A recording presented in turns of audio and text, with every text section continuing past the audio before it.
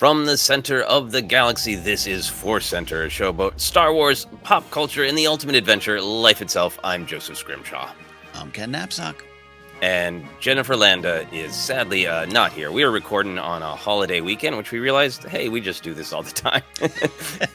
And finally, one of these holidays, Jennifer was like, wait, Memorial Day, family, beaches?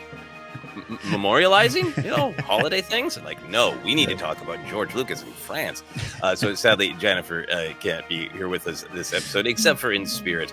And maybe we'll get some of her George Lucas thoughts down the line. We're going to dive in just a moment. But first, we want to let you know that today's podcast is brought to you by Audible.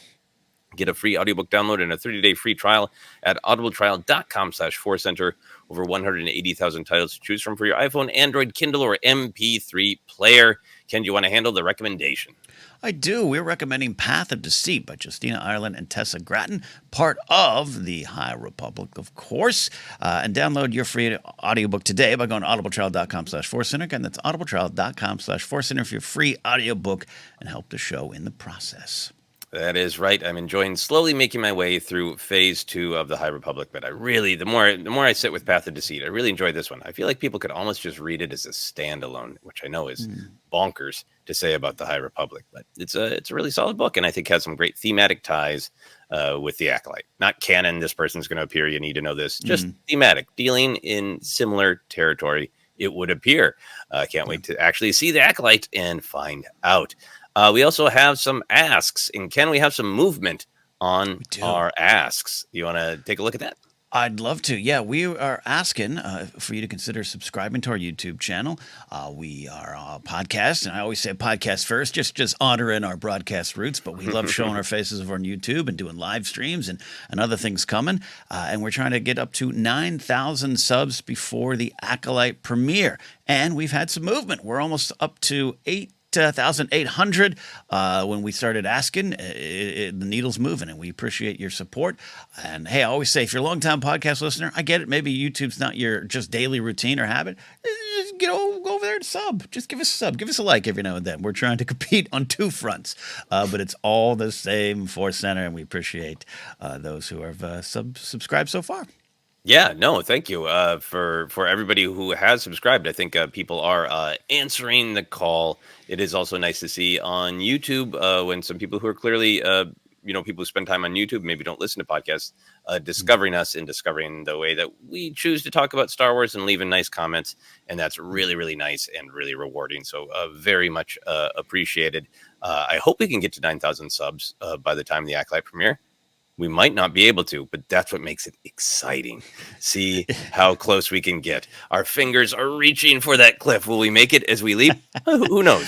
We could do it like old morning radio show thing where we don't watch or cover the Acolyte till we get 9,000 subs. We're going to chain ourselves to this billboard. We're not coming down. Yeah, we're going to change ourselves to our own televisions. What? How's that going to help? Anyway. Moving on. Thank you for everyone for your kind support in the podcast and on the YouTube side of things. We always like to talk about Star Wars and life adventures. It has been a busy time for Star Wars with all of the anniversaries, and I know both you and I are having lots of ups and downs, lots of challenges in life, lots of excitement, but a busy time. So what's going on with you? I didn't have any Star Wars adventures. I had some life adventures. It all does connect back to Star Wars. Well, I take it back. We had dinner with Alex and Molly. Yeah. That's a Star Wars adventure. And we tried really hard to not talk about Star Wars. And all we did was talk about Star Wars, which was fun. And then we saw Goose from Triad of the Force was there as well. They were all heading out to the Acolyte premiere the next night.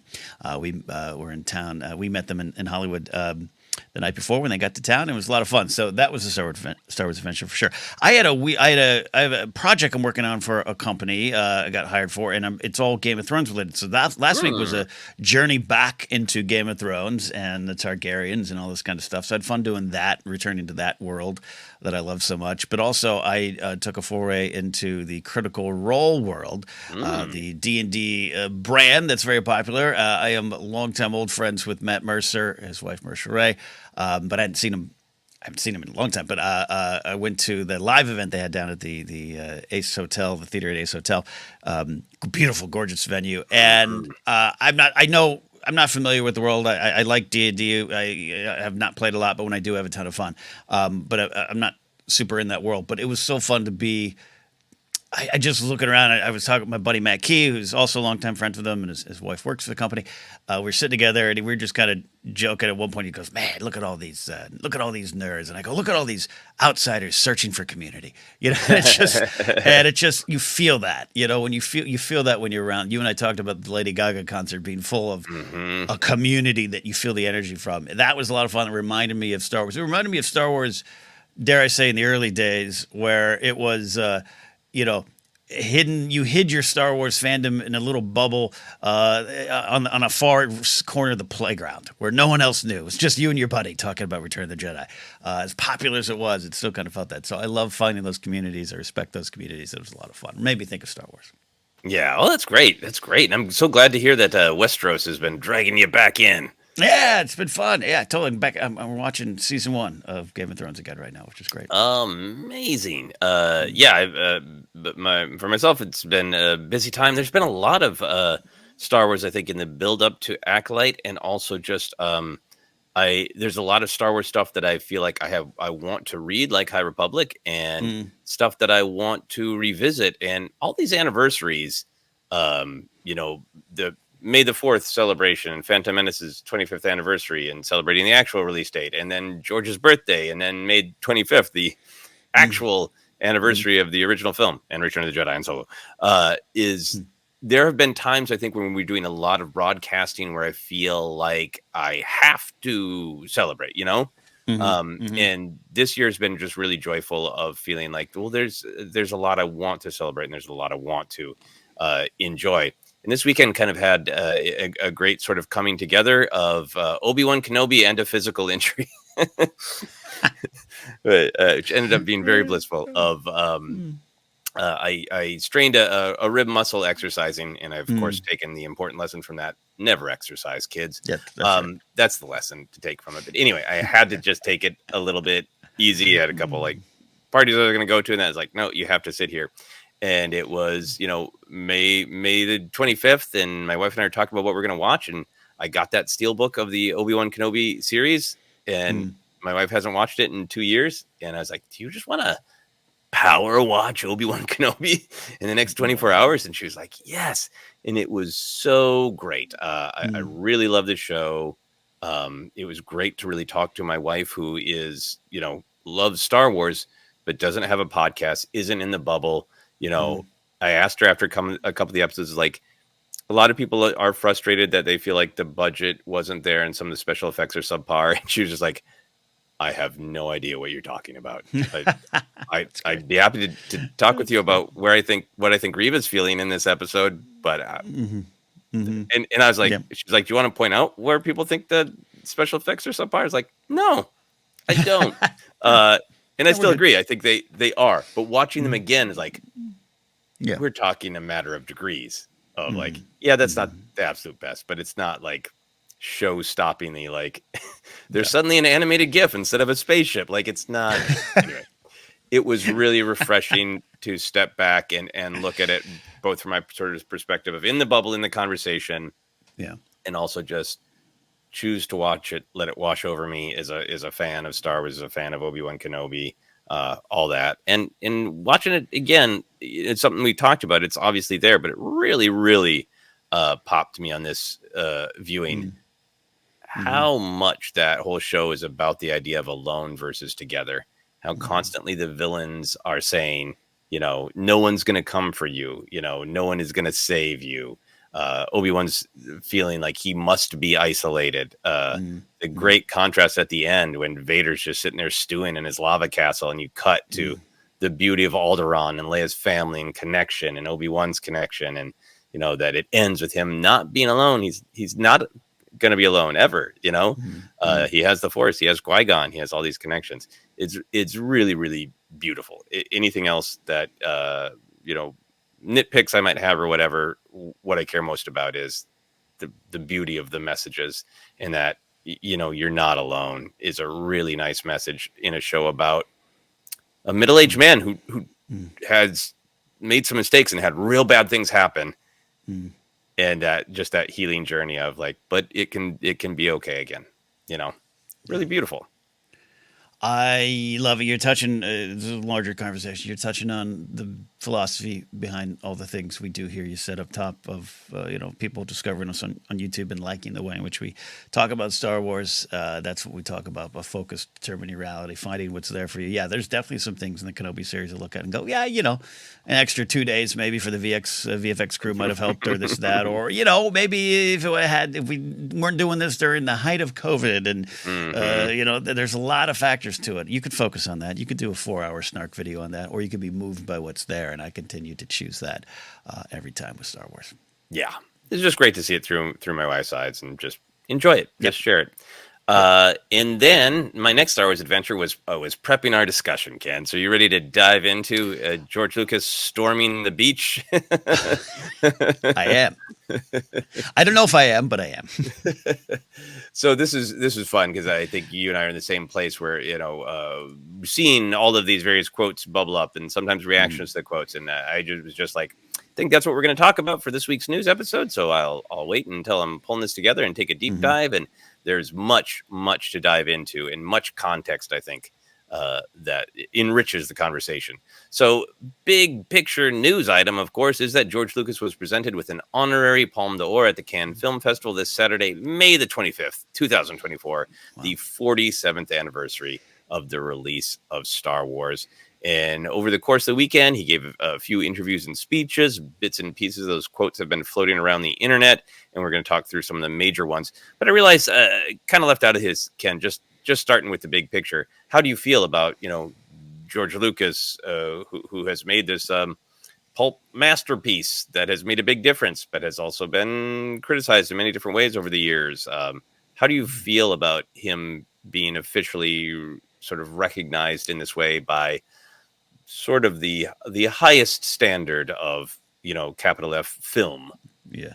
Film, where the 7-minute ovations are given sparingly. I actually really like it. I think because of what you're hinting at there, that Star Wars has long been celebrated by legions of fans, but at times it's been looked down upon, and at times maybe there's some justifiable criticisms of the filmmaking or whatever. But like George this is a once in a generation type of creation of art, right? Like, we don't see this a lot.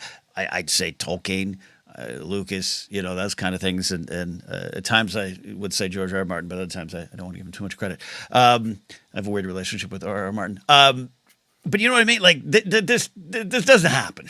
This does not happen. And for him to get this kind of, it's a bit of a lifetime achievement. And yes, he just turned 80 and he has a lot to look back upon. But I just love it. I love, especially that we get to celebrate the advancements in tech, and that's going to come up in this conversation. I rewatched the Light and Magic doc just last month, which I think is a beautiful doc that I think is, for something on Disney Plus, is honest. I think it's even slightly more honest than Empire Dreams, right? Which is very Lucas produced doc on himself.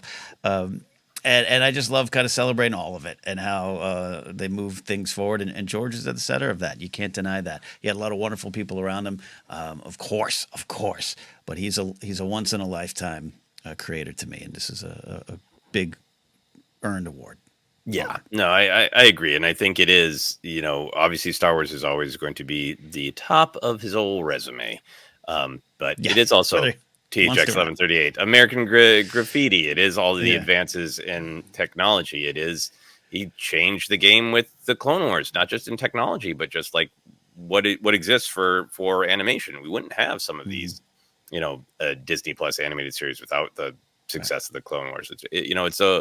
It is a long and complex legacy, and I think for me, it's just also one of those reminders of sometimes, even if people sort of attack every little pillar of what you've done, they still celebrate that you're standing.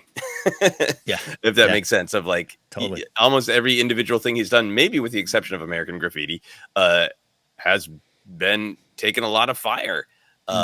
But his accomplishment over his whole career is so undeniable that he would be celebrated in this way at this festival is really great. Yeah, agreed. All right. Well, with kind of looking at that as a big picture, we're going to dive into some of the details. It took some work to try to track down where some of these quotes are actually from. So the first chunk we're going to talk about, it was a 10-minute, at least edited down to 10 minutes, sit-down interview with the French media outlet Brut. And just to be clear, if anybody hasn't watched these interviews, Lucas is he's the rebel in flannel, and is a longtime interviewer myself. Sometimes he answers questions directly. Sometimes he's like, "I heard what you asked, and I'm going to say what I want to say, talk about what I want to talk about." Neither of the interviews that I watched are particularly trying to pull him back on topic either. They're just ask him a question and letting him go, and these were not sort of like investigative interviews with lots of follow-ups. It was sort of, Mr. Lucas, I asked you about the color red, but you clearly want to talk about blue, and so I will simply ask my next question. That is the context of some of these responses. But when he was asked about why Star Wars continues to speak to multiple generations in this interview, Lucas said, well, it's designed as a film for 12-year-olds to say, you're going through puberty, you're very confused, you don't know what's going on. Who am I? What am I doing here? What should I do? Where should I go? What's my life going to be? So I wanted to make a movie for them, and I wanted to make it entertaining. And when I was that age, I liked to watch Flash Gordon and Republic serials and that sort of thing. And so I said, I'll base it on that, and I'll plug all this other stuff into it. And that's really what I think. When I did it, everyone said, oh, spaceships. Let's just put spaceships in a movie. And I said, that's not what it is at all. So it's much more than just an action adventure film. So this is an answer, I think, to what he thinks the magic of Star Wars is that it is spaceships in depth. But he starts with this focus. Is something that he's said a lot, that it's for 12-year-olds. So Ken is a non-12-year-old who spends a lot of time with Star Wars. How do you feel about Lucas's often repeated stance that the franchise is for 12-year-olds? I hope at one point, like, this is for the record, and we all can just point to it as, here's the record of it. This is what it's about. And it's so misinterpreted, right? The Star Wars is for kids is said a lot, and he says that a lot, to be clear. But I focus on the 12-year-old thing because go back to when you were 12. The world was racing towards you. There was things going on inside your body that you didn't quite understand. Things you were thinking or feeling that you didn't quite understand. 12 was also the age in which I sat in a room before a play at my junior high, which I was one of the stars, and things were going good. And I suddenly realized, I said to myself, I think I'm depressed. It's the first time that hit me. Right? Those aren't kid feelings. Those are human feelings. And you don't know what to do with them. I don't know what to do with them now. And I think that's part of the connection, too. I think Star Wars has grown. You talked about Obi-Wan Kenobi being a middle-aged man, learning the connections okay. And that's because we're all still 12-year-olds at heart. I used to say this a lot, especially when I worked in a business where I was managing a lot of younger people. They'd get in little fights inside the office, not physical fights, but like, so-and-so said this, and so-and-so's dating this person, and they'd come to my office as a security director, and I'd counsel them, and this is part of being a manager of employees, and all of them would say, man, it sucks. It's just like high school. And I'd tell them that's because high school is life and it doesn't stop. That's who we are. It's always going to be. It's not high school. That's life. That's how humans interact with each other, good, bad, and otherwise. And I think I feel perpetually 12. And you can make fun of the fact that I play Fortnite most nights and I still do go down the toy aisle. Yep, you can make fun of me for being emotionally mature. That's not really the truth about me. It's just I'm continuing to learn because you never stop. You never stop, and that's why they're connecting generation after generation, and they pull along the younger ones with you. And as you and I and Jen have dug into Star Wars, and I found myself moved, changed, happy, sad, crying sometimes over things I've learned in Star Wars, even going back. My final thought is the late, great Carl Weathers giving that great interview in The Mandalorian behind the scenes saying, I'm paraphrasing, but the stuff that Star Wars had for me was always there. I just needed to get old enough to understand it. And I that's what I think when I think this is what George is saying. Yeah. It's for the ongoing adult coming into the big world.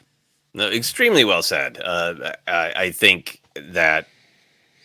part of what he is saying in this is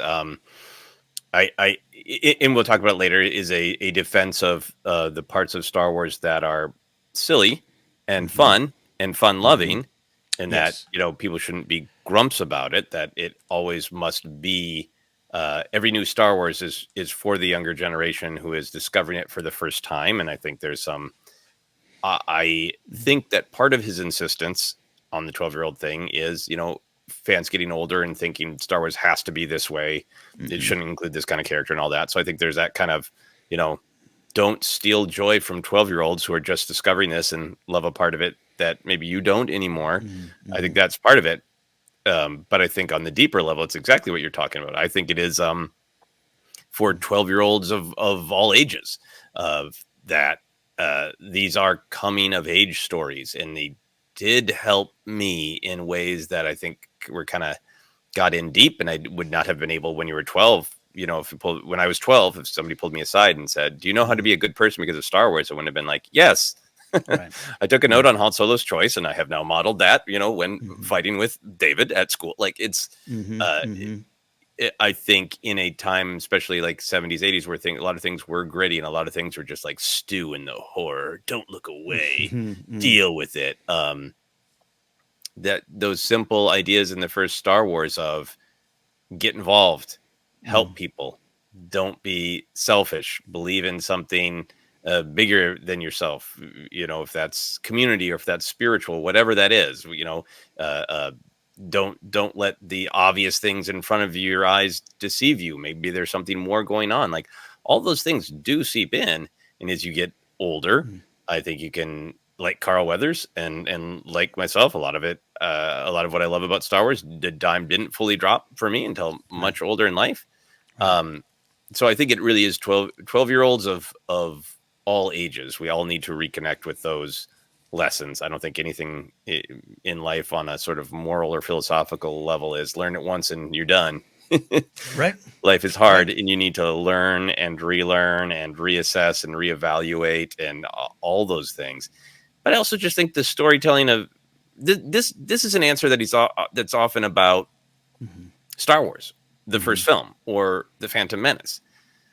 It's not really about like, and people poke fun, and I've poked fun at it. And like, there's a lot of violence. There's a lot of upsetting things. He doesn't mean it's for kids in that it's all candy and bunnies. He means it in the Bambi's mom died kind of, it's for kids way, right? Of like, life's real bleeping hard. Here's some really dark and awful things that might happen. So that's an even bigger reason to go to the light and to value the silly and to value connection and to not be ashamed of wearing your heart on your sleeve and opening up and being emotional. Like the darkness is there to drive this message home, and it's fun to poke fun at. I get it. And I do think there is a little bit of tension when like it's for 12-year-olds, and like make good choices or your older brother's going to cut your legs off on a lava river. I get the jokes, but I think the darkness is there to remind us that life is hard, and that is why we need help and guidance to know we're not alone in making these difficult decisions. You said a lot of wonderful things. ForceCenter well said to you as well, but I'm laughing because I've told the story before, but being at Cinerama Dome, Revenge of the Sith, second week, I think, of its release in 2005, and the 9-year-olds behind me screaming and just horror and terror when Palpatine was being electrocuted. And those kids are probably closer to late 20s now. I'd love to follow up with those kids and just be like, oh God, yeah, that scared me, much like Large Marge scared me when I was about 10 in Pee-wee's Big Adventure. I never really recovered. Or the Rancor, which scared me a lot. Yeah. And I do want to acknowledge too. It's so this is going to come. This is an entire episode about the words of George Lucas in an interview. You have to check not just the context of the whole interview. You have to check his mood. You have to check the year, the decade he was talking. Sometimes he does go, it's for kids. There's Jar Jar and robots go beep beep. Stop it. Like there's sometimes he has that kind of. But I think it speaks to what you're talking about And this is why I do have a complicated relationship with the EU, but I just think the EU came up in a time and was written and enjoyed by some of the not all of them. Some of it, EU was the first experience for youngsters and for 12-year-olds and for 9-year-olds. But there was that vibe of just like it's Star Wars and it's all grown up now, and that's why I struggle with it at times. I think it was counterintuitive to some of the stuff he's talking about. But it's a weird journey. But I think at the end of the day, I think we're focusing on what his true intentions are. I wanted to give you all a moral roadmap. Yeah, and I think that is in some ways to me the answer of why it persists is because it has all of these tensions. And I think even in my opinion, Lucas himself as a creator can't fully come to grips with the tension between it's for 12-year-olds and it is also this incredibly deep philosophical thing that sometimes gets gritty and violent. I go to it all the time. I absolutely love the interview that Lucas does with Clone Wars, with Conan O'Brien about the Clone Wars. And Conan's just trying to kind of pitch him this off. So like, exciting Star Wars. When's it coming out? And Lucas is like, well, it's not like a cute, Saturday morning, absolutely for kids show, but it's not like, a gritty, edgy joke Family Guy show. So he's like, it doesn't really go anywhere. And Conan O'Brien jokes about like, well, you'll love it and you'll never see it. It's really funny to me, but it's also like that's part of the value of it, of the tension. Yeah, it's a morality tale with moral lessons, but it is also gritty and weird and adult and for 12-year-olds of all ages. Yeah, it's a fascinating tension. I'm not putting myself anywhere near his category, but I have a thing where I want to do something important with my stand-up. I want to talk about things. I want to put ideas and social change into my stand-up. But I'm most known for a bit about a bathroom fan. Like, it's just... I'm proud of both sides of my jokes. Yep, exactly. So in this answer, Lucas is also kind of touching on this contrast in Star Wars between the fun and flashy pulp surface and the more complex, emotional, mythical underpinnings. Do you think there's still a tension there? Do you still wrestle with the tension between the surface and sort of the core of, being really connected to this is the emotional meaning of this lightsaber fight. This is what happened to these characters and why this person made a choice and I can learn from it. But also it was really cool when they did this, the spinning flip. I don't wrestle with it as much anymore. I think that's entirely based on how we approach and just having this show, right? And being around for 10 seasons, 10 years of covering Star Wars in this way. But it's also, I'm going back. We're releasing the Databank Brawl episodes again. I'm going back and listening to. I was just listening to you and I just rail on Fodes and Beat. Just really be upset with Fodes and Beat back in 2016. But I think for me there was a turning point, and one of the things was just a broader understanding and acceptance of Jar Jar Binks as a character, and that came, I'd long since developed just a love and admiration for what Ahmed Best went through and did and achieved with that character. But it was during the Clone Wars report, some of that season 1 stuff, which has some still pretty wacky things where normally I'd be like, I do love the deep meanings of Star Wars, but we got Jar Jar messing around at a dinner party, and I don't know about that.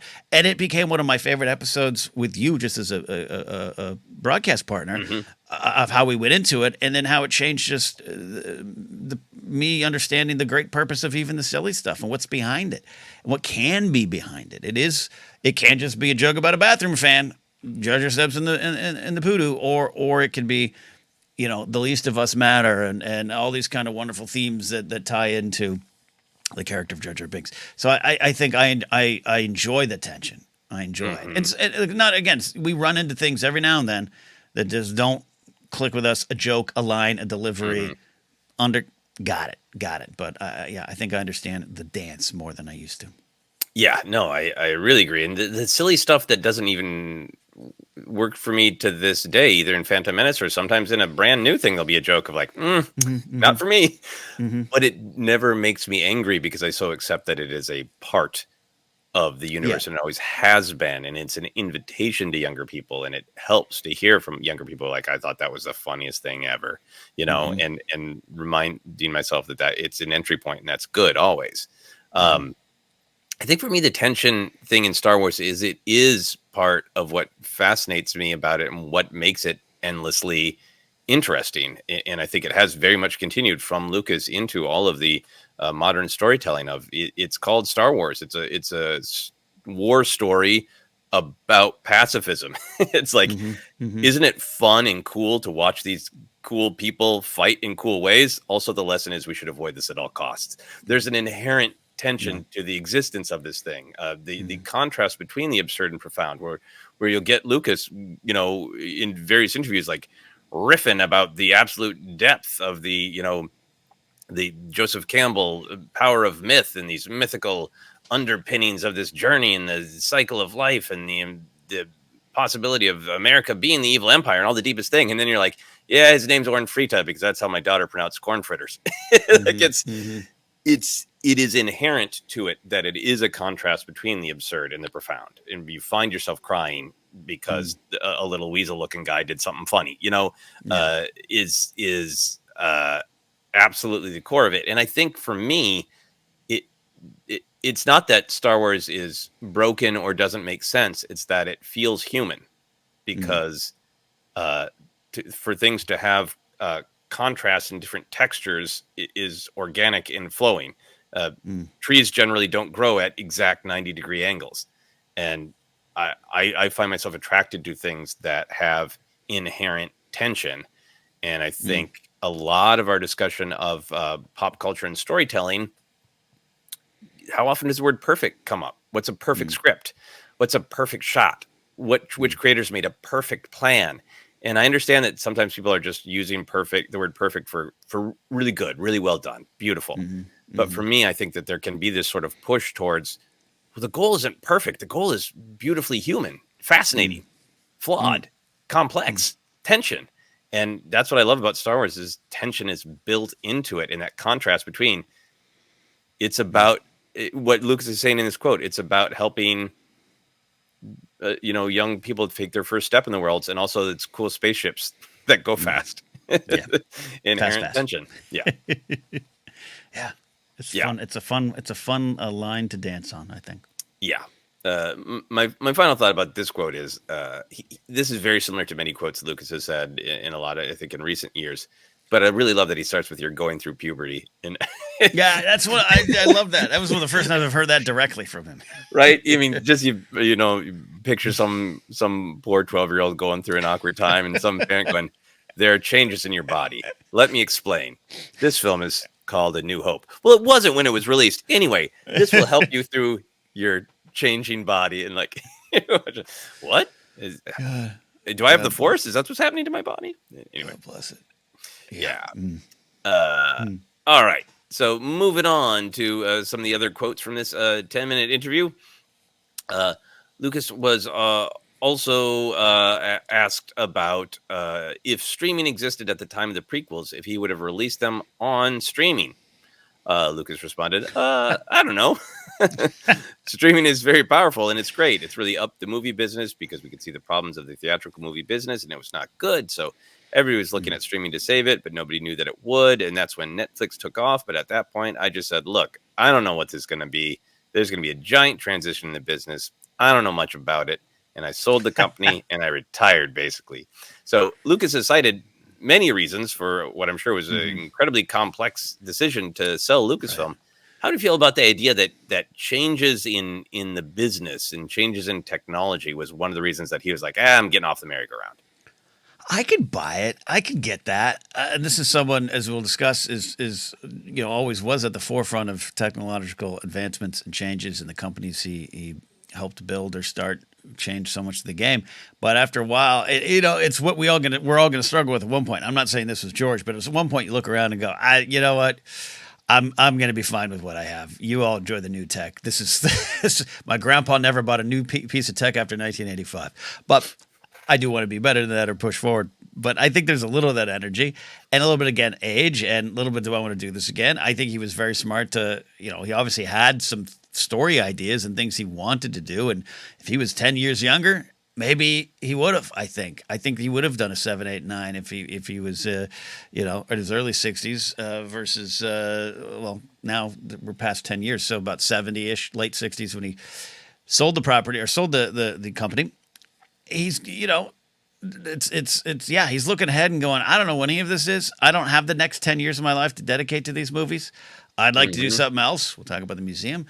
This is the time. Complicated as it was, it affected so many lives, jobs, people we know who worked at that company who eventually, shortly after the sale, were not working at the company anymore. Yeah, it affected a lot of lives. I'm sure it was weighed heavy on his soul, but I love that it would come down to him going like, Arrested Development season 5's on Netflix. I don't know what's going on. Yeah, I mean, he talks somewhere elsewhere in the interview, making it exactly what you're saying very clear. Like, I was 69; it would take another 10 years to do 3 more of these. I would be 79; I didn't want to do it.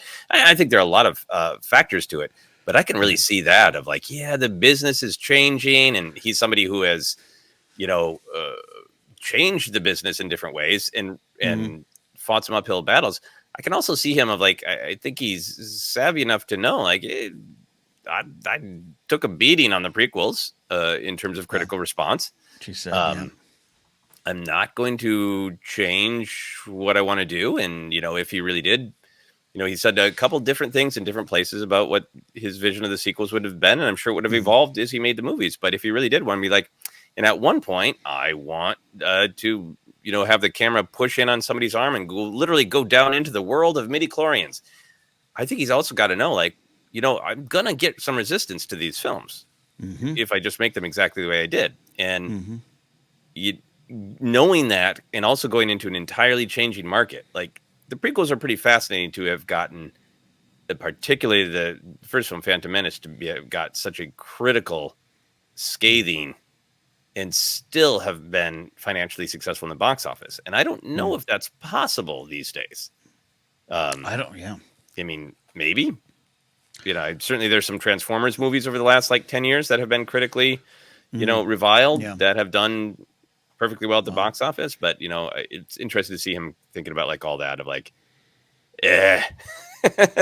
I don't want to. Why would you want to go through it again? Yeah, and you're right. And a lot of people comes up a lot because it came out in that Paul Duncan book, the great Star Wars Archives books about, his vision for Episode 7 had Maul and this and that. That was prior to Clone Wars. All that stuff went into Clone Wars. Maul coming back and everything. So that wouldn't have been his 7, 8, or 9. It would have been, he would have killed Luke. He would have done that. It would have, and we would have had another repeat of what we had gone through, without a doubt, in my mind. It would not have been the creator, the maker is back. It would have been like, oh, why did he do? There would have been people, probably us, we probably would have loved it. But yeah, he's looking at that going, it's time to cash out. And I don't even know, I'm not sure how I'm going to distribute the movies. I don't even know if the theater experience, we were already experiencing that there. There was a boom, I think, in 2012 to 2016, 17 range, just not in Star Wars, but the movie business. It seems like the pop culture world was exploding. Marvel was ascending to its position, but look where we are now. Look at the conversations this weekend. Furiosa, this, that, the Fall Guy didn't make money. He's probably glad he's not in that. Yeah, and even back then, disc sales in physical media were on the downward trend, right. And it's all his money. I also just love that he's clearly not somebody who resists change. We will talk about that. No. And I think it's kind of for me, there's a great difference between this technology shouldn't exist and I'm not going to engage in this technology. I'm too old. Yes. For exactly, this, right? Exactly, it's a big difference between him saying streaming is awful and it never should have happened. He's just like, I didn't want to deal with it. Is a different vibe. Yes.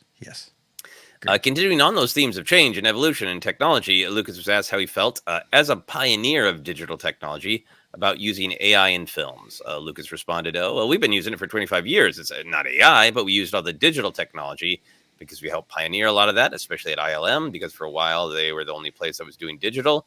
The thing of it is, it's inevitable. It's like saying, I don't think these cars are going to work. Let's just stick with the horses. Stick with the horses.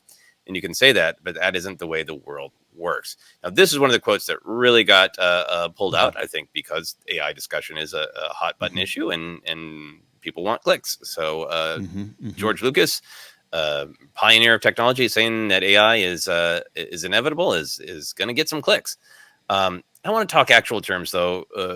Ken, we've talked about AI a little bit on the show before, but I think it's important to frame it as AI is my understanding is basically a marketing term, and the actual thing is the LLM, the large language model.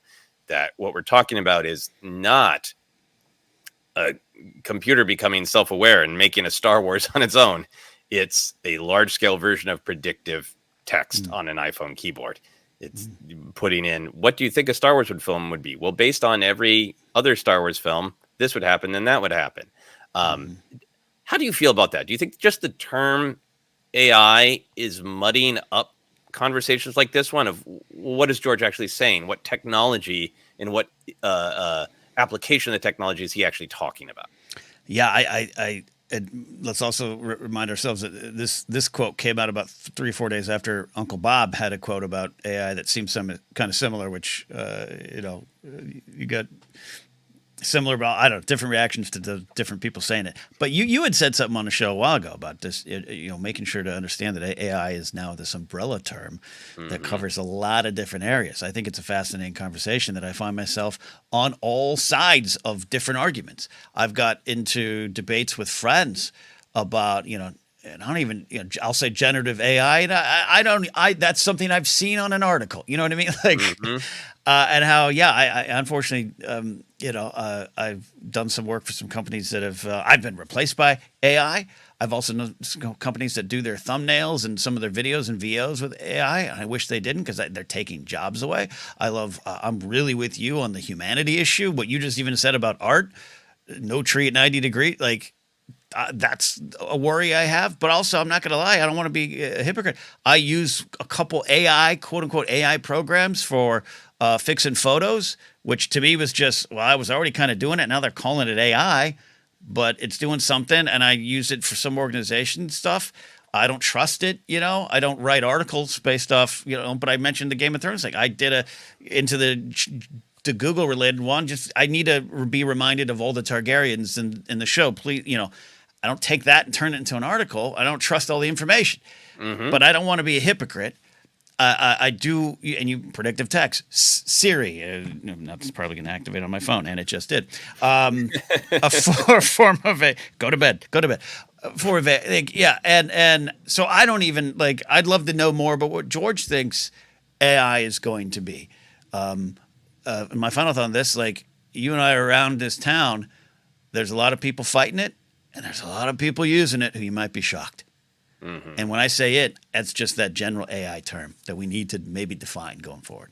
Yeah, because it can be so many different things, and I think the AI thing is to me. It is a real a bummer. What a lousy word. A bummer that AI has been attached to it, because it's clearly just a marketing term. It's what people in boardrooms are saying, like, AI. We got to slap everything. Like, I'm gonna pick up some hot dogs and like, these are AI hot dogs. Like, the hell does that even mean? And you're just slapping it on everything. But AI it's important because it is about relationships. It's about thinking that there is something external to us that we are having a relationship with. That it's something that's thinking. But the LLM, the math problem that's just doing a massive math problem to go, what's most likely next? That's entirely internal to us. That's like if you were sitting across from someone at a diner and they were just guessing every word you were going to say next, you wouldn't be having a conversation with that person. Right. They're guessing based on all the things you said before that you're probably going to say the word pulpy next. And for me, they'd probably be right. But so it's a bummer to me. How do you feel though about the sort of the horse to car comparison for the evolution of technology? That technology is going to evolve, and you can only resist that up to a point. What do you feel like Lucas is actually saying? What element of AI do you feel like he's actually talking about? I don't. I honestly, I'll say, I wish I knew a little bit more, even watching all the interviews and everything, about what specifically he might think or know. But I do go back just in general. I think of Ben Burt in the beginning, Doc, just kind of going.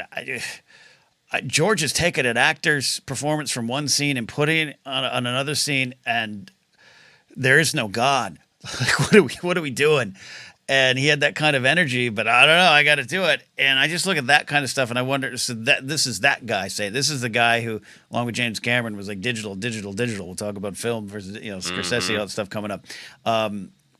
So what? I don't know. I'd like to know. I've been for this other job I have. I've been studying. It's just I can't even explain what I have to do, but it's YouTube essays on this stuff. I had to dive into DARPA, which is our the highly secretive, though everyone knows it, military program.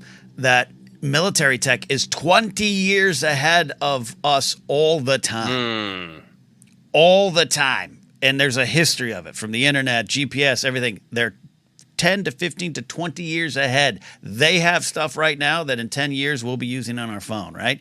And it's related to this stuff, and it's related to quote unquote AI.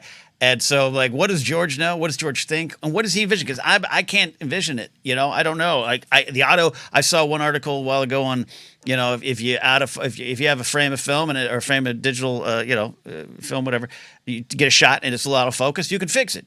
Is that just like the AI Super Sharp I use on my photo editing program now? I don't know. And for that, it might be unavoidable, and it might be okay. I think the question comes into a bigger conversation outside of George is the things you're talking about, and why I have argued with folks against the use of AI. If there is no humanity, there's no art, and there's no job there. You just took a job for something that isn't good. I've never seen an AI picture. I've seen AI pictures that have kind of fooled me for a second, but I haven't seen one that makes me think it's good and a human did it. But maybe one day it will, I don't know. And so now I feel like George. I'll go back to try to answer your question. I don't know what exactly is in his brain, and I'd love to pick it and find out. Yeah, I have no idea either.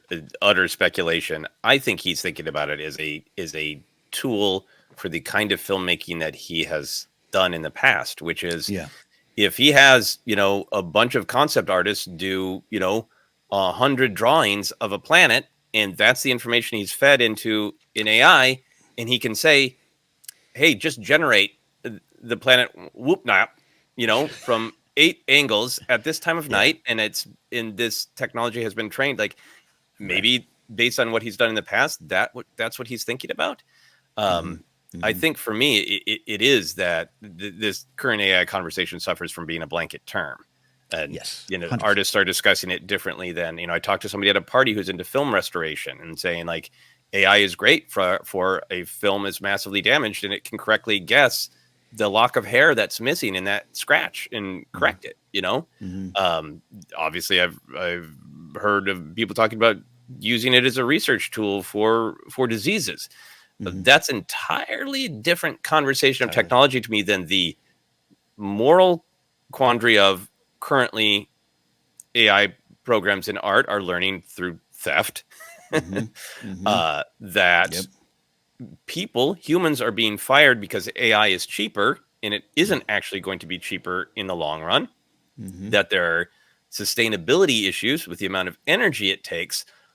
To me, all those things aren't about, is the technology good or bad? They're about we as a society choose how we implement the technology. And I feel like what Lucas is saying is evolutions in technology happen. But there's a difference between, hey, cars developed and they kind of replaced horses because we kind of use them for transportation the way you use horses. But if cars developed with the actual exact same technology and they were only used as bombs, there would be a moral conversation not about the technology, but how are we using the technology? And I feel like that's where we're at with AI is we there's a muddying of should the technology exist at all versus what is the morality and the practicality of how it's being deployed in various industries. Look at The car itself, I love that you brought that up. Look at the great, yeah. We now have motorized horses. Let's jump in them. Let's take our Model T and honk on, as we head on down the unpaved road. And then big oil comes in, big automobile comes in. I know I sound like a conspiracy theorist, but then we have the entire 1950s comes along in which big cities are built around cars here in America, and we are locked into that, and it becomes a profit machine that we cannot get out of.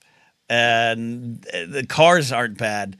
Everything else around it and how it was used and the powers that be that grabbed it. I think that's part of my fight with AI now, right? Mm-hmm. Is we got this tool. It is here, and it does make some things easier for me.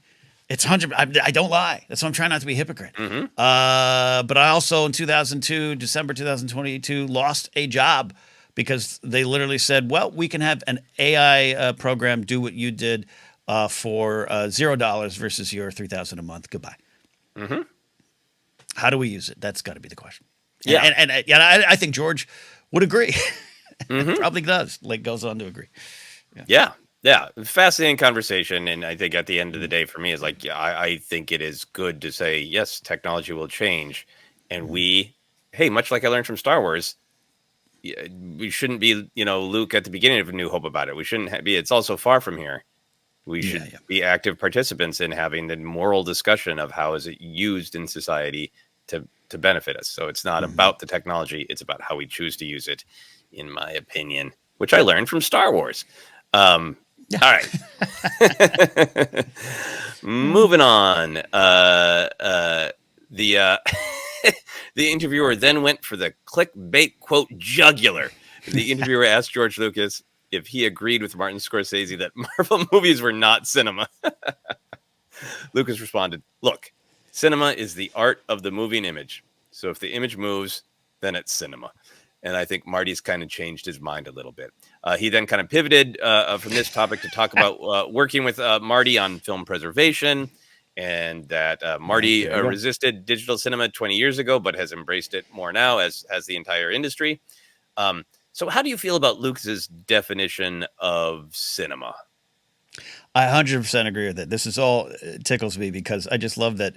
Much like I might be at a party and be like, "Oh yeah, no, I talked to Joseph. He thinks that." George is like, "Oh yeah, Marty and I, we were hanging out having a sandwich and we were talking about film." Hilarious. Francis was there. Milius was out shooting in the back. I really agree with this. This is just because this is so personal perspective stuff, but like. I've been on the snarky, snobby side of things, not ever with movies, but like music and bands and the alt stuff and this and that. And I know this band and you don't. I've been on that side. And now I'm out here going, one of my friends just put out a post, shared a meme of, "Oh, I get it. Taylor Swift is for people who hate music." Shut up. Stop. Like, stop all that, man. It's music is music, man. Whether it's someone out in their backyard with a tambourine and a foot stomp, it's music is music. And there's different skill levels, different tastes. And I think this whole thing of the cinema, Marvel, this and that, I understand what a lot of the question is, Avengers isn't the last temptation of Christ. Got it. All right. But Scorsese also did Shutter Island, Bringing Out the Dead. No, people talk about those films as much, right? Did he do Shutter Island, or was it someone else? I can't remember. But you know what I mean. And I think George is right, because George is right. My final point, kicking back to you, is because of what he's dealt with in the past. What he dealt with in '77 with people going, "Oh, this robots and laser swords. How dare he bring this?" He's dealt with it. He feels it. He knows it. Yeah, and I think in some ways him being there and getting that honorary Palme d'Or is a validation that film can be anything, and that even though many of his films have had these signifiers of things that are not cinema. He's been in this fascinating position of like, I went to school with these guys. I'm buddies with them. Yeah. We're all titans of the industry, but I'm a little bit different than Scorsese and Coppola and even Spielberg, in that I pursued what I loved, and it ended up being this empire of pulp and myth combined, and that it's easy for people to look down on it, but it shouldn't be limiting. I think that's the main thing that I get out of it, is the like, hey, like, kudos to him for just sidestepping this extremely tired clickbait, in my opinion, of the we bash a Marvel movie so we can get clicks. Yeah. But to me, it's freeing. It's liberating. I understand there are some, like, if you want to make a commercial film, there are probably some good do's and don'ts. There's some structures that audiences are familiar with that are tried and true. There's lots of great, like, yeah, that's probably a good rule of thumb and there for a reason. But setting that aside, it's so exciting that it's a moving picture combined with sound. And beyond that, it can be anything. So let's explore it. That's exciting. It's exciting that, like, I don't, does anybody actually want a world where there is a war between, Goodfellas and Guardians of the Galaxy, and one wins, and now all films are one or the other? Like, I want the variety. I want different big swings of, hey, this is the way I combine sound with a moving picture. What do you think? And audiences vote and critics vote and the conversation goes on, and it's beautiful. We should have variety. So it should explore rather than limit. Yeah. I'm with you on that. All right. Finally, the interviewer asked if Lucas would make any more movies. Lucas said, nope. I'm retired. I'm working on a museum in Los Angeles, and that's keeping me very busy. How do you feel about a museum being Lucas's final project and not another film? Perfection. I think it's spectacular. What a way. I don't want to say go out, but you know what I mean. It seems so right for him. Like Spielberg's going to have a final movie. Scorsese, they're all going to. Tarantino claims he's going to have a final movie. We'll see. But even with Tarantino, and I'm not a super fan, but like, at least part of his legacy will be a film theater where he shows old movies and cultivates a love of those classic films. I think Two of it's them great. now. Yeah, two. Yeah, right. This is perfect for Lucas. He to me was always more than a filmmaker. He's someone that was just like, I wanted to be a director and I did it, and I don't know. I have some other interests. I love telling these stories. I'm always having to be involved, and he made a good choice for him. And this is a guy who's more interested in talking about cars and science and tech, right? And this all and narrative, right? And this is what this is about. I can't wait for it to open, and we all should be so lucky to be able to leave an actual physical piece to represent our entire legacy. I think it's a lovely, perfect way to wrap it think all more up. people should have museums. I think random apartments sometimes should be retired and should just be frozen. And like, Betty lived here. This is a museum of her life. I think that'd be beautiful. A little bit different with Lucas's massive museum of narrative art. I think that it's fascinating to watch this creator where so many of these ideas and morals of Star Wars came from, and see, he's a human. He's got his ups and downs, obviously, but to see when he's very aligned with his own ideas that he baked into Star Wars, and this museum feels so very Star Wars. It's an evolution. It's not one more movie. It's one more project, and it's this.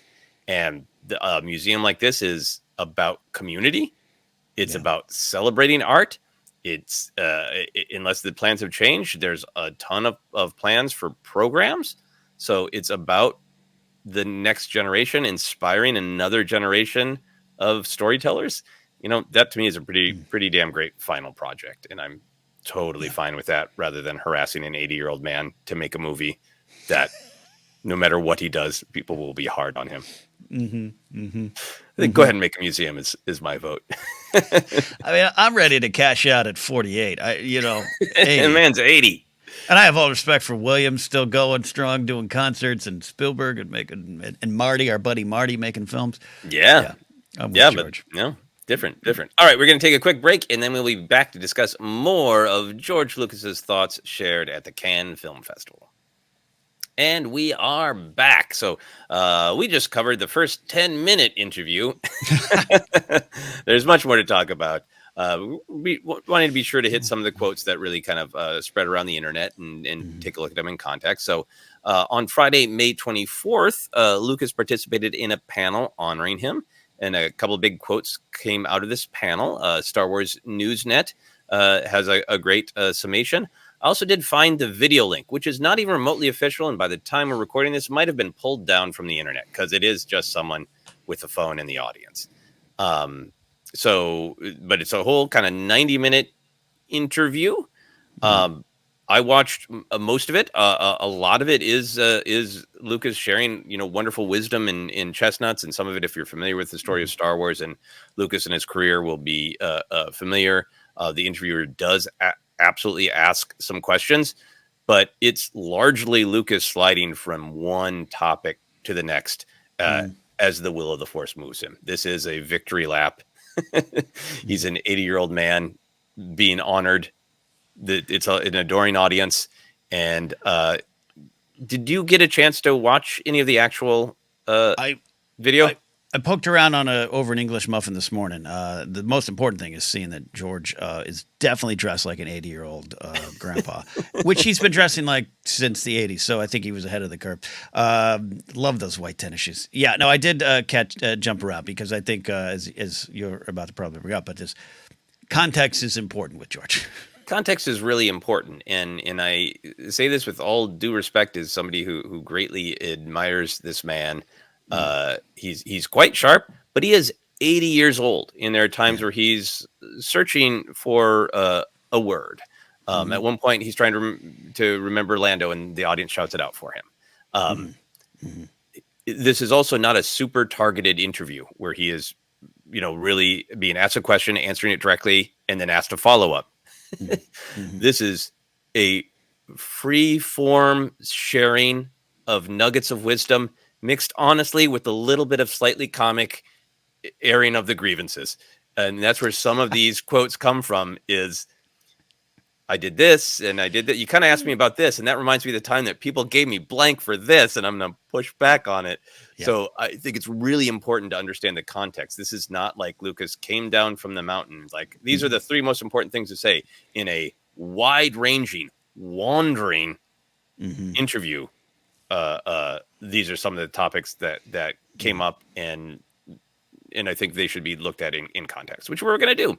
So while discussing, once again, that the films are for children and that adults often hate the sillier or more comic characters, he talks about Jar Jar, 3PO, and the Ewoks in particular. Lucas also wanted to emphasize that his intended message is that everyone is equal and everyone matters. He was holding up some of those characters who are silly as linchpins of this important idea that everyone matters. And that led to this quote being pulled, where he's talking about people criticizing the films. He said, they would say it's all white men. Most of the people are aliens. The idea is you're supposed to accept people for what they are, whether they're big and furry or whether they're green or whatever. The idea is all people are equal. In the first one, there were a few Tunisians. And in the second one, I had Billy D. Williams. And the prequels, which they were also criticizing, I had Samuel L. Jackson. He wasn't a scoundrel like Lando. He was one of the top Jedi. So that's the quote that's being pulled. It's, as I said, in the context of a much larger conversation where his overriding point is you should accept the sillier characters. They are part of the overall message, intended message, that everyone is equal. So, Ken, what do you make of this quote given the context? I'm going to pass to you. No, no. This was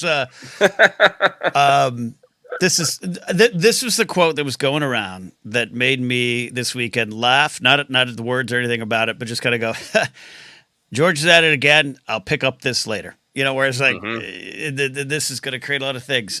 He doesn't say all the perfect things and use all the perfect words. Hell, I don't. And I've been talking in a microphone since I was 3. George, I get what he's saying here. I really do. I think it's right to look at, look at New Hope and go, well, yeah, it wasn't exactly the best in terms of representation, but I don't think George is, and tell me if I'm wrong, I don't think George is fighting that, other than he's just going, hey, here's what I tried to do, here's what I did, and here was my message, and George has said this before. I think he has made a lot of mistakes in that. There's some questionable decisions that came up in '99 again, and Hmm. but I also think there's a little bit of George. There's some 80-year-old guy who's done a lot of wonderful things off camera and off air that he's kind of had this like, hey, I get it, but like, here's what I was trying to do, and here's what was there, and they fought me every step of the way, and I think they missed my point, and that's kind of where I'll start with it. It goes a lot of places, but Yeah, I think for me, and I haven't done a deep dive into reactions, but I feel like the message is great. The message in the films, in the message that he is attempting to convey here, that everyone matters and we're all in this together, it's particularly powerful in the mm-hmm, Phantom Menace. It's one of the ironies that people were so incredibly cruel in their mm-hmm, dislike of it, mm-hmm, is that it is a film about kindness, about empathy, about everyone matters. You've given mm-hmm, hope to those who have none. Jar Jar is the linchpin, and he is not a pathetic life form, as Obi-Wan, who is not as evolved at that point, says. mm-hmm, That message is powerful. It's there, reinforced in many episodes of the Clone Wars, all sorts of places, and I think that message in terms of the storytelling of Star Wars has only been picked up and examined in more evolving and multifaceted ways as more creators tell the story. So I think the actual message is great. The way this 80-year-old man expresses it is, yeah, I mean, it's definitely clunky for mm-hmm. our Yep, times. yep, But I will happily, listen to other people's opinions. But I just think that it is important that conversations about empathy, inclusion, evolve over time, and that mm-hmm, even people who are making good and progressive choices in the past uh, are have room to evolve. And I mm-hmm, think for me, it's important that I think this message is great. I think it is embedded in Star Wars. I think it's an important and deeply needed message.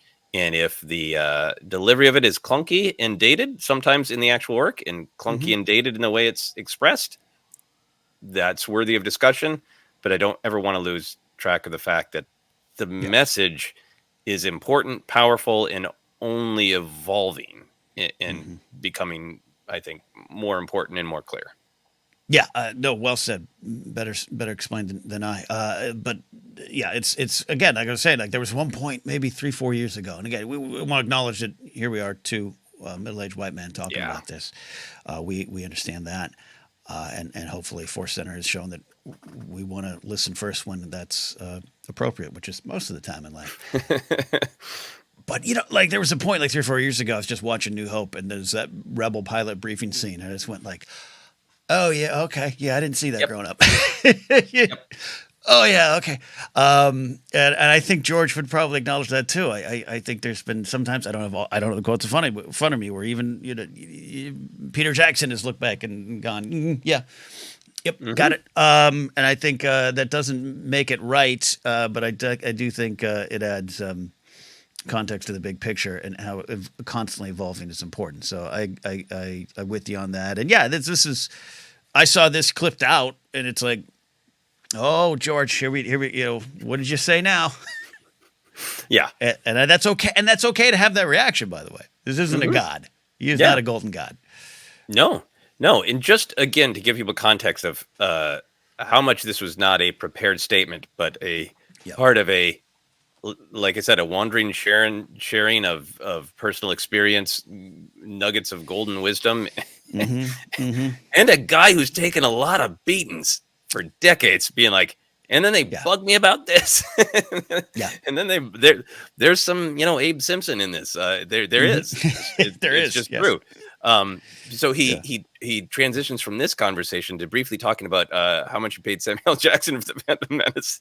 That Samuel Jackson wanted a purple lightsaber, and then he gave him a cut of the back end. So, like, just to give you a picture of how non-linear some of the interview is, he continues into the discussion of criticisms about representation in Star Wars, saying particularly about the women in his films.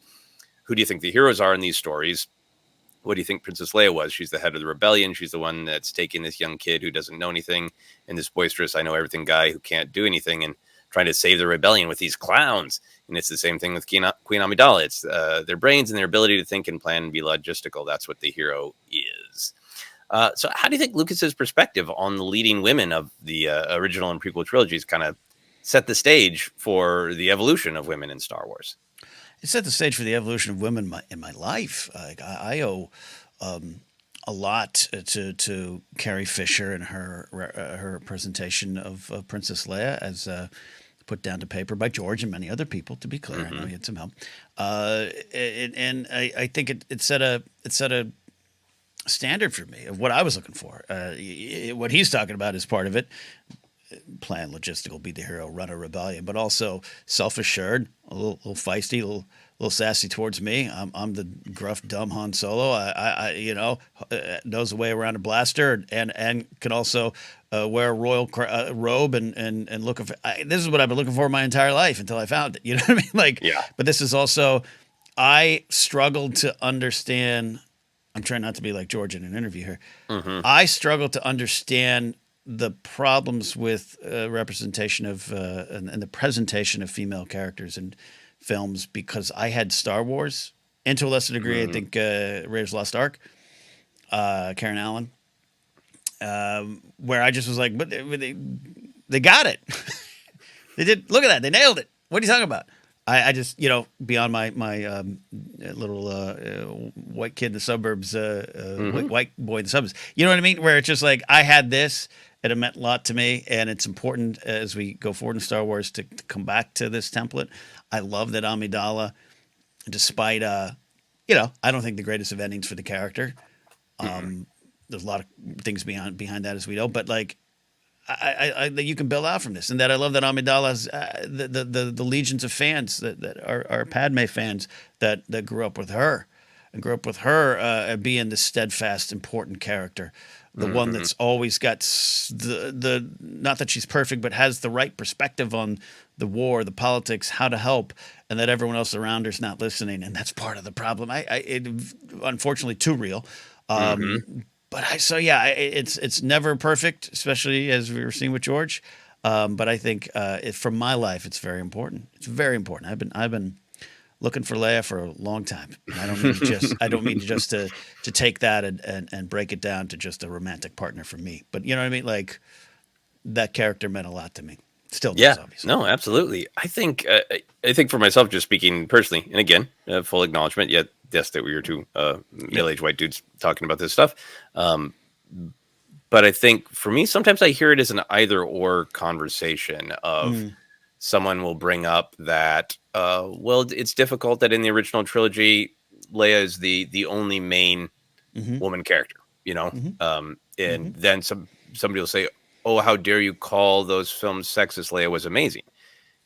And to me, it's not either or. Leia is amazing.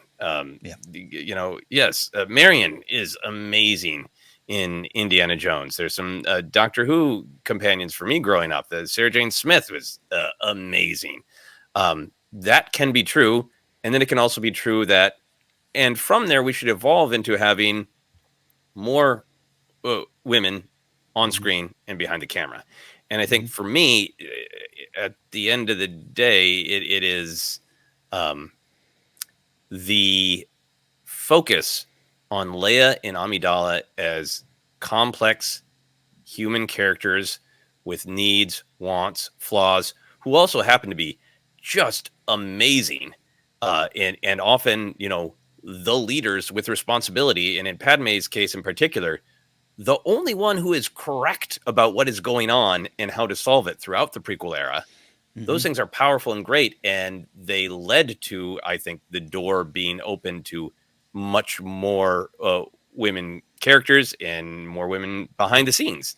I think Leia leads to Mon Mothma in Return of the Jedi, and Mon Mothma doesn't have a lot of screen time, but learning like the leader, the absolute period, the space buck stops here, leader of the rebellion, is this middle-aged woman is great. And it's only grown from, Padme's role in the prequels leading to Ahsoka's role in the Clone Wars, leading to a modern era where there are so many rich and fascinating characters. And Kathleen Kennedy runs the company. We've got Deborah Chow and Leslie Headland behind the camera and all that. I think that for me, the power of it is the characters that Lucas created in his trilogy.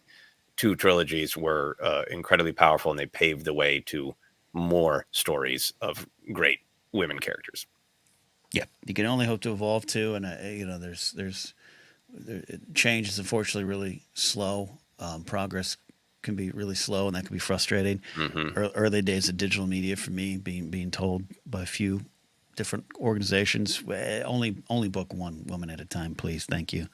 Our audience doesn't like 2 on screen at the same time. Like that stuff, in my radio days. Hey, boss, can we play this Patty Rothberg record? I'm playing Sheryl Crow. I already got 1 chick on a stool. I don't want 2.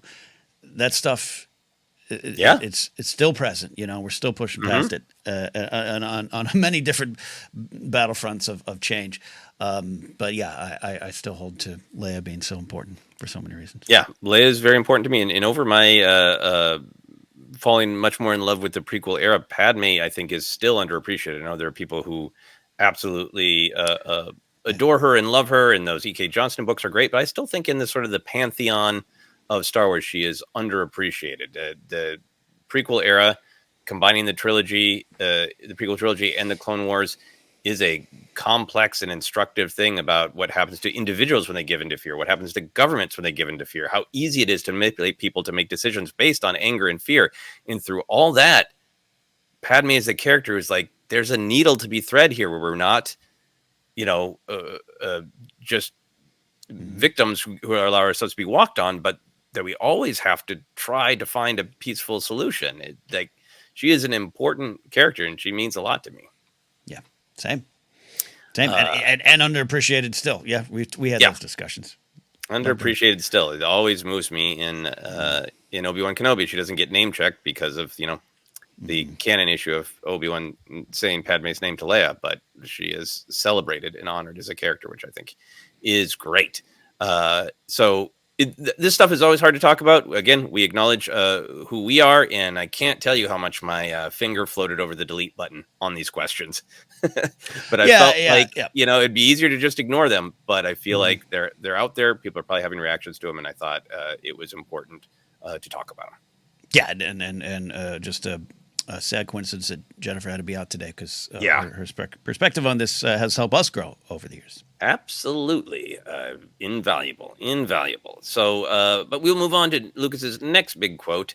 Lucas was asked the question, can you imagine the world without Star Wars? and it's very funny. He matter of factly says, well, sure, it almost didn't happen. But then he transitions into a discussion of letting go of the company. And this is another quote that's very floating. He's weaving in and out of topics in context. He talks about needing to be on set for Empire Strikes Back because even Irving Kershner, who he's good friends with, needed his guidance. And at the beginning of this quote that's being shared everywhere, he's talking about the original trilogy days, then elides into the Disney era. So he says, I was the one who really knew what Star Wars was, who actually knew this world because there's a lot to it. Nobody understood the Force. When they started other ones after I sold the company, a lot of the ideas that were in there sort of got lost. That's the way it is. You give it up. So I think, one of the internet's favorite things to do is to try to wrestle an opinion out of George Lucas about is the Disney era Star Wars good or bad for various reasons. But to be very clear, this quote is talking about what he's just talked about many times before of I kind of need to be all the way in or all the way out because I kind of tried to give Empire to Irving Kershner. I tried to give Return of the Jedi to Richard Marquand, and I felt like I still needed to be there because I was the only one who truly got it. And then I had to make the choice to let the company go. And I felt the same way as I did back then. They kind of didn't entirely get it, and they went off in different ways. And people who dislike the Disney era can absolutely interpret that the way they wanted to. But I think it's important to have the clarity, in my opinion. Anybody else can go watch that video. But in my opinion, he's talking about his long history of feeling like, I really, if I'm going to be involved, I want to be all the way involved because I feel like I really have this firm grasp of this idea that I invented. So how do you interpret this quote, Ken? Is it about the quality of the new films, or is it just his relationship with the thing that he created? I guess that's a leading question now that I've already shared my opinion. I apologize. No, I don't think it's has a lot to do with the quality of the new films at all. I do think it has a lot to do with his relationship to it, and it's also this is that George perspective thing and context and time, and there's things that he said we might discuss here, I think even today on your list that counteract this a little bit. It's why you can't let this go. It's so hard. It's so hard for him because it's all in his soul, not just in his brain. It's in his head. But I think to counteract, if you want to take it of him going, only I got it, and none of them after me got it. I think Dave Filoni would disagree with you, or Dave would say, yes, I can only go as far as 90% of understanding of him on my best days. And everything is open to interpretation. I do think they hold to the tenets, they hold to the core teachings of his films. We've had those discussions, and we'll have those discussions. But I think people miss that because, quite frankly, I think people have missed what George put into those films. We've talked about Luke throwing down his lightsaber being misunderstood by an entire generation of Star Wars fans in general. So all this makes sense to hear from George. Also, you know what? There's been times I've been exposed to nothing specific that he's said about these new films, but there's some general complaints I've heard from people close to him that I kind of disagree with him about. Mm-hmm. That I want to, if I ever meet him, I'd want to talk about anything but Star Wars. But be like, are you watching, George? Because I think it's I don't how much we know he's seen Solo, we know this and that, and he's been involved. But you know what I mean? We're like, if you've been involved in things, I've been involved in things. Hell, I never watched one full episode of the Schmodown. I never watched one episode of it. I had nothing to do with it.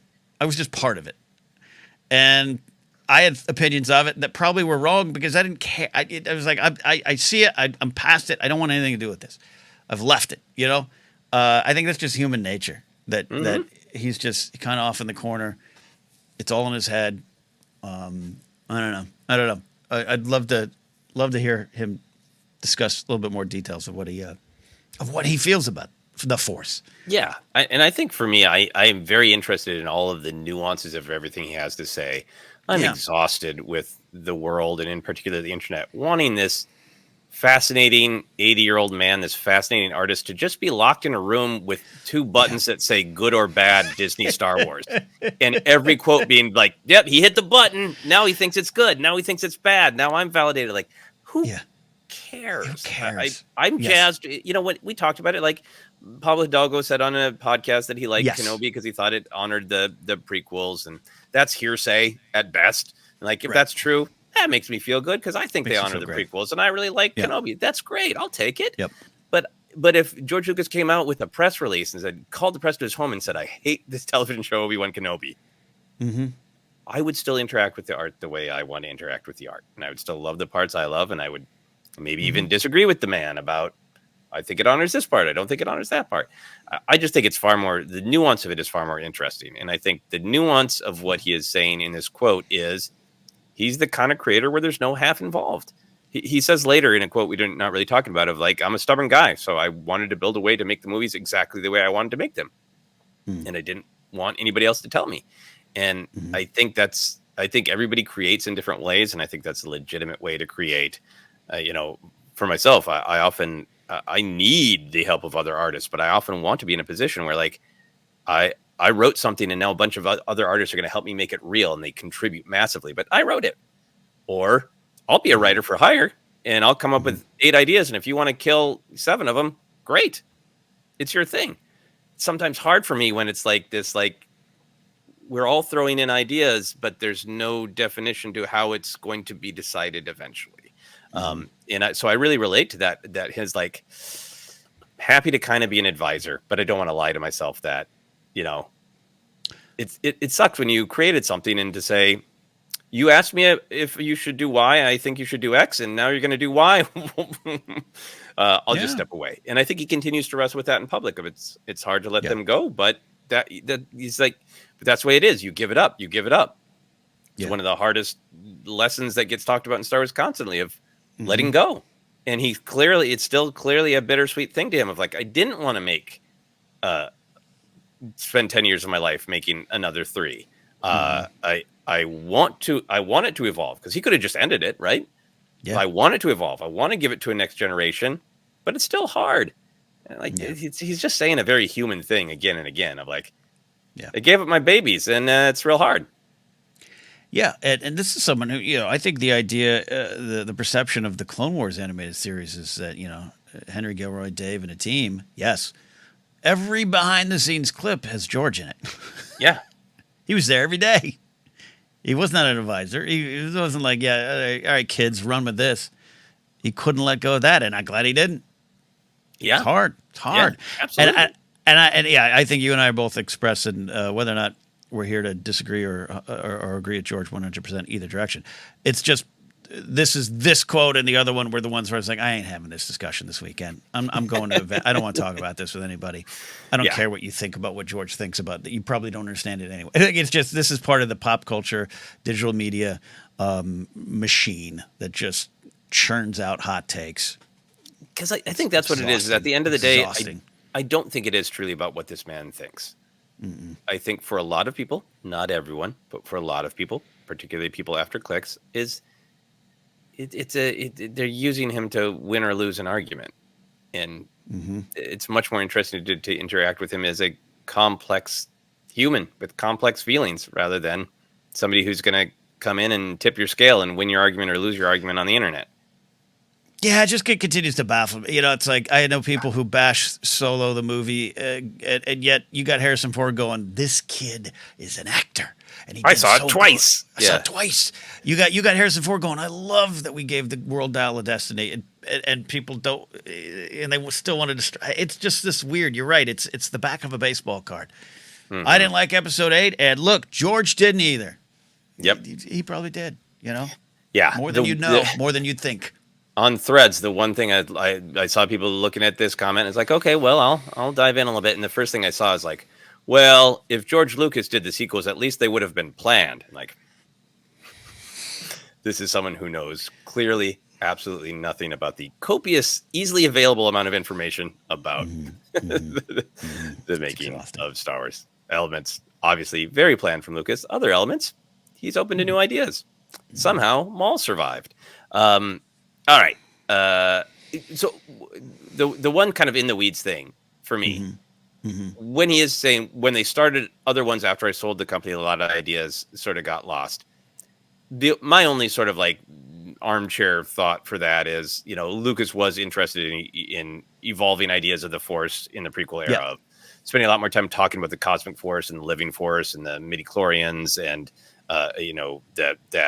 the Clone Wars episodes with Yoda learning to become one with the Force. And maybe he's talking about, hey, I really invested in these more complex ideas, digging into the nature of the Force and how it works. And the sequel films, kind of do keep it at the original trilogy level of, it's a mystical energy field. And you play it very mystical.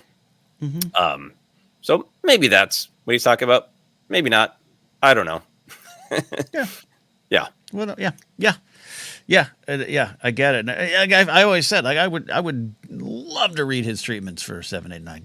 Yeah, absolutely would love that. But we don't get to. Maybe that will be the first display when you walk into the room, the Lucas Museum of Narrative Art. Wouldn't that be a thing? All right. So this next quote. I'm going to be perfectly honest that I did all the digging I could, and maybe there is something more that I missed. So I'll entirely own that. But there's another quote about the Disney era. As far as I can tell, the other quote going around is from a press junket earlier on Friday before this panel. And the only link I found to the actual original quote was a tweet from Discussing Films that linked to an international news article from a publication called El País that I couldn't finish reading without a subscription. That quote that's going around is, the new films have a lot of talent, great ideas, and production. I feel like they come from my children, and sometimes it hurts a little when they grow up and get away from you.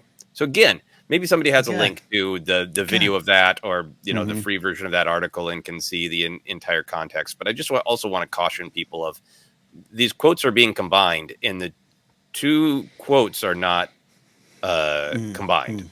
He did not say that these two things together. So anyway, all that said, how do you feel about this quote? Having faith that it is accurate. He said it at a press junket. What do you think?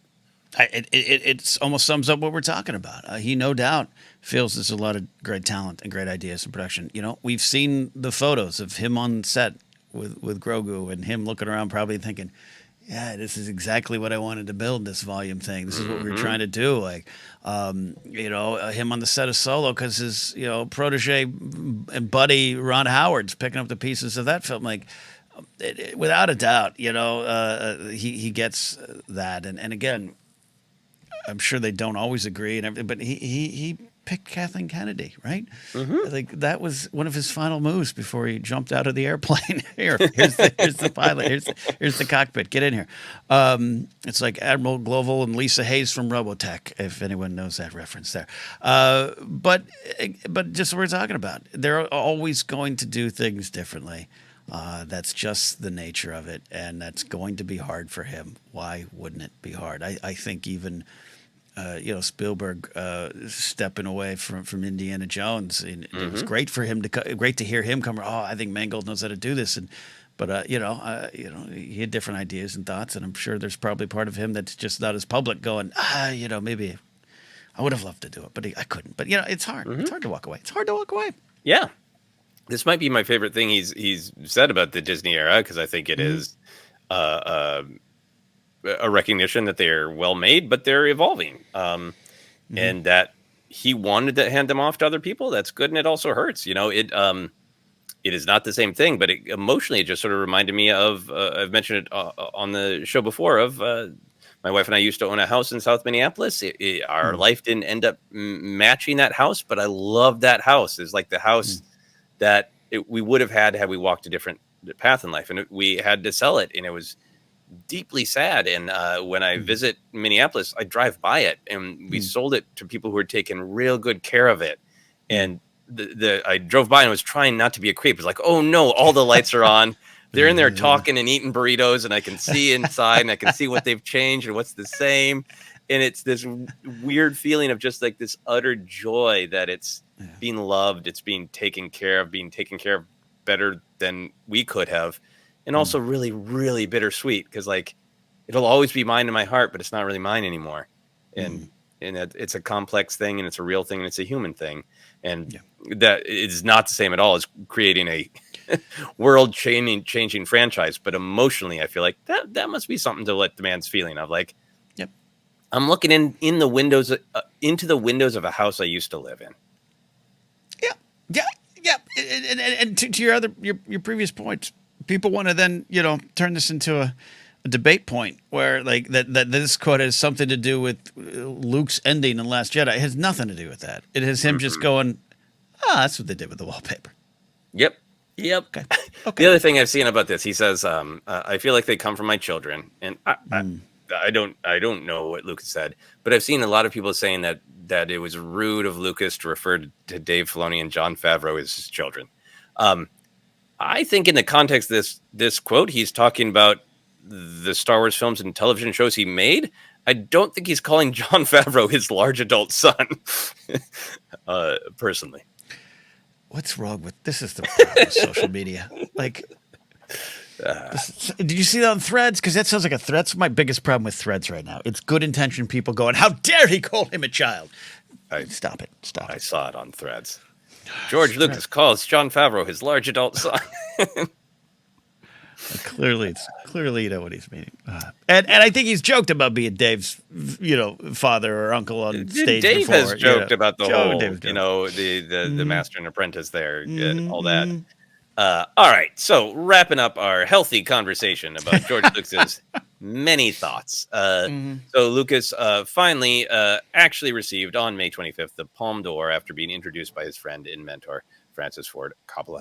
Lucas had this touching quote, "I can't thank all of you enough.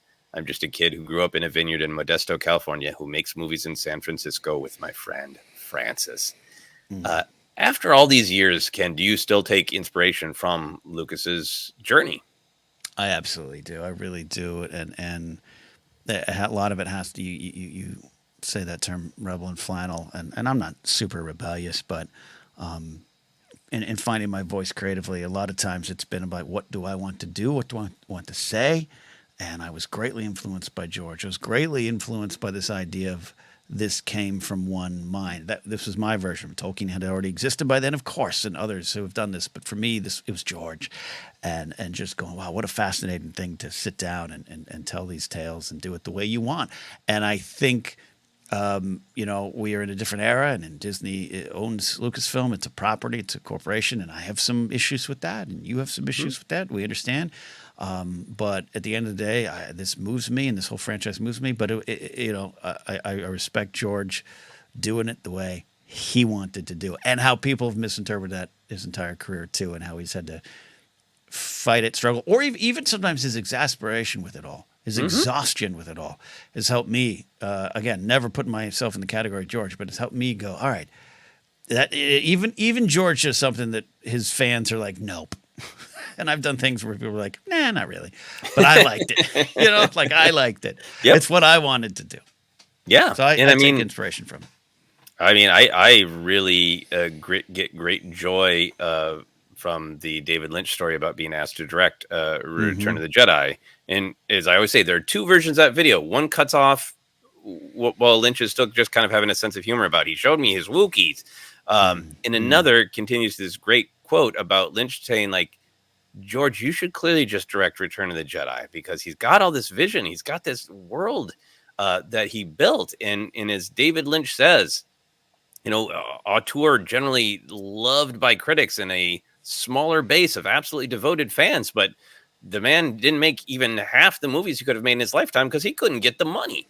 What Lynch says is the only difference between George Lucas and I is millions of people love his deep personal vision. Yeah. And I think that's it at the end of the day. It is so commercial. It changed the world, and it sold 1 million action figures and socks, and you slap a droid on an orange and you sell some more oranges. It's the most commercial thing ever. But at the end of the day, it is truly the weird auteur vision of this one man who's like, I'm going to combine Flash Gordon with my deepest thoughts about what it means to be a human. And, and that is always going to be inspiring to me. Yeah. No, I respect it to the end, and it helps me get through some tough times creatively. Still does. Absolutely. Any final thoughts on Lucas's big adventure at Cannes? We're blessed to have George around sharing these thoughts, as complicated or as messy as some of them are. And they're all messy, and I hope I didn't stumble through it too badly in talking about some of the important issues. We're blessed, and the way life works, we won't have fresh quotes from Lucas one day, hopefully a long time from now. But I love it. I love seeing Grandpa on stage in his white tennis shoes talking about something that absolutely changed the world. It's fun. I'm blessed. You're blessed. We're blessed. More. Yeah, absolutely. My biggest thing is I'm extremely happy to see him on a victory tour. He's had great success and it would seem lived a great life on his own terms. But really, I mean, people have made films about how angry they are at him making what he wants to make. He's been through a lot. And I think it's fascinating to see him on this victory tour, soaking in the love, sharing pearls of wisdom, and airing some grievances like any other 80-year-old man who's had it, or anybody at any age, who's had it. It's a mix of all those things. It's if you dig into the actual interviews, it's very fascinating. It's very human. You're not going to agree with everything he says. You're not going to agree with every way that he phrases the things he says, but it's a human who has had a huge impact on our culture. And I love seeing him and celebrating him as a human that is so much richer than as a, reviewer of the sequel trilogy. I'm much more interested in him as a complex nuanced human who has truly changed the landscape of the world by just doing what he wants to do, which is fascinating. Fascinating. Yeah. All right. We will wrap up here. And I think we don't want to over caveat, but we do want to, is always caveat that we did, talk about, very subjective things and very sensitive topics from AI to representation. As always, we are sharing our opinions, doing our best to research, and we understand if people have different perspectives, and we respect that. With that, we're going to wrap up. Ken, where can people find us? You can find us on social media at ForceCenter Pod. You can go to the one that will make you mad, or you go to the one that will make you confused and kind of mad, but we're there. We're also on Instagram and Facebook at ForceCenter Podcast, which I'm just confused is still a thing. Podcast is available on a lot of spots. Just search, you'll find us. Don't forget that Google Podcasts has gone away. I think that they're squishing it into YouTube, and we'll look at getting our RSS feed up on YouTube. If you just want the audio versions, like George, I'm struggling with that change of the podcast industry. I don't fully understand what's going on, but just search, you'll find us. Merch available at tpublic.com/user/ForceCenter. Patreon.com/ForceCenter is where you can support us directly. From there, get into a Discord server where you and ForceCenter friends can discuss all this stuff with the love of Star Wars in mind. Follow me at Ken Napzok, or go to my website, kennapzok.com. I am going to make it official soon. Mr. Brian Ward is working on some art, but I will be headlining my first show at Flappers Comedy Club in Burbank on June 30th, Sunday night. If you're local, love to have you come on out. Details to come. Joseph, you. Yeah, you can find me on most of the social media, even Threads, where I see things I disagree with. That's social media. I'm also on Blue Sky and enjoying that quite a bit. Instagram as well. All sorts of places. My handle is at Joseph Scrimshaw everywhere. And if you're interested in any of my other adventures, including some of the filmmaking I'm working on, you can visit my website, josephscrimshaw.com, to see where any of my short films might be playing. And you can follow along with my adventures trying to get a feature film made by following my blog of Finish Your Monsters. There's a link on my website, josephscrimshaw.com. That is it. Off to listen to more George Lucas interviews. Thanks, everyone.